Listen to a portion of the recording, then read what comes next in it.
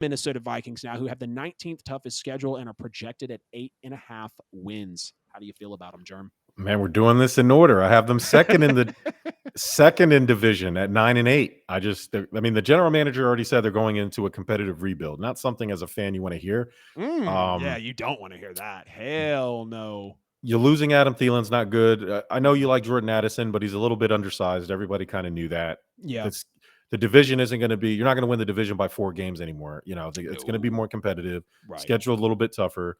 You're playing a place schedule and you've lost a lot. So, Mm-hmm. getting that 13 wins, and then also, I believe they had like 10 games, like a league leading 10 or 11 games where they won by 3 points or less. So, a lot of one possession games, Right. went your way. That typically is an outlier. So And we'll see. they usually would lose Usually them. lose those. So Mm-hmm. that has nothing to. I like Kirk Cousins as a quarterback. I like him a hell of a lot more Me than a lot too. of people like him. Yep. I'm a big Kirk Cousins fan. But the Vikings, I think, are just going to take a small step back towards earth, and I think they're going to finish 9-8. Yeah, that's very respectable. I have them finishing under your 9-8 record, just a little under, but nonetheless, got them going 7-10 as an overall record. So I'm going to take the under on the projected 8.5 wins, 4-4 at home, 3-6 on the road. I got them 4-8 going into the week 13 bye, and late bye weeks are always my favorite, of course. And when you see with a team like the Vikings, they really might need it with the key departures that they've had. Get into those in a second. I think they're going to split the division as well. The division really is going to be a battle of mid. I feel like Mm-hmm. at least, talking about the Packers previously, they have the best coach in there, and I feel like there's just kind of a what if with each of these teams, and I think that's why they'll all be able to split in the division. 6 games against playoff teams. I got them going 1-5 in these games. Only W is against the Bucks. They play the Chargers, Cincinnati, San Francisco, Kansas City, Philadelphia. Some of the best teams in the league, of course.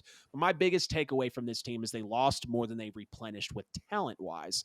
And the defense could literally stop no one last year. Second worst only to the Lions, who are their division rivals, and literally had the worst defense in the league last year. Like you Mm-hmm. said, I love Kirk. I believe Kirk will do what he usually does at quarterback. And I really, really, really like the Brian Flores hire and defensive coordinator. I think that could give them maybe more than the 7-9 wins that we're seeing them with. But then again, your defense can only get you so far. And I know he's going to work his ass off with this defense. They don't match up well, again, with a lot of teams that I think they play. And just speaking of key departures, when I said that they shipped out more than they brought in talent wise, Dalvin Cook, Eric Kendricks, Patrick Peterson, Zadarius Smith, Mm-hmm. Adam Thielen, and Dalvin Tomlinson.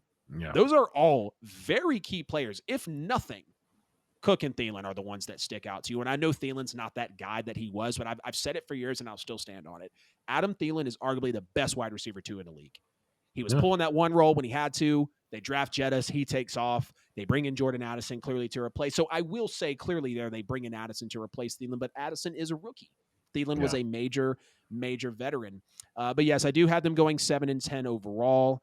They lost a lot of people. I don't think they supplemented as well as they should have. Love the Brian Flores hire again. That's probably my favorite move from them.